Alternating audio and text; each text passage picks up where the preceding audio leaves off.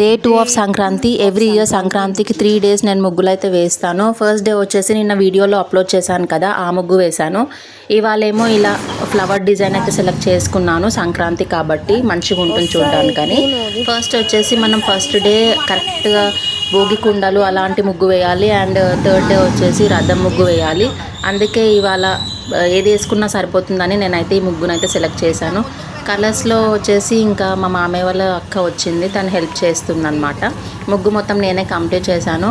ఇంకా ఒక్కరికి వేయాలంటే టైం పడుతుంది కదా, అందుకే తను ఇంకా హెల్ప్ చేస్తుంది. ఇలా ఎవరొకరు హెల్ప్ చేస్తే మనకు కొంచెం తొందరగా అవుతుంది కలర్స్ వేయడంలో.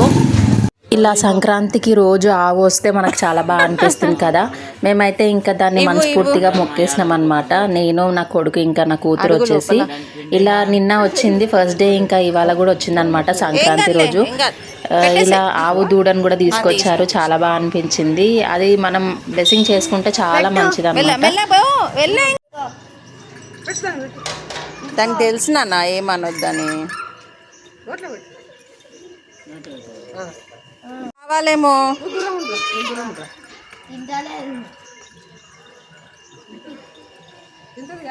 ఇలా మొత్తం కంప్లీట్గా ముగ్గు వేయడం అయితే అయిపోయింది. ముగ్గు వేయడానికి మినిమం ఒక 2 hours అన్న పడుతుంది. నిన్న ఫస్ట్ డే కూడా అంతే టైం పట్టింది అనమాట కరెక్ట్గా. ఈరోజు కూడా అంతే టైం పట్టింది. ఇంకా లాస్ట్కి వచ్చేసి గొబ్బెమ్మలు, రేగి పండ్లు, నవధాన్యాలు అన్నీ వేసి ఇంకా పసుపు కుంకుమ వేసి మొక్కేసాం. లాస్ట్గా ఫైనల్ లుక్ అయితే ఇలా ఉంది. మీకు మా వీడియో నచ్చినట్టయితే please like, share and subscribe. రేపు కూడా రథం ముగ్గు చూస్తారు. Wait for the next video. Thank you, bye.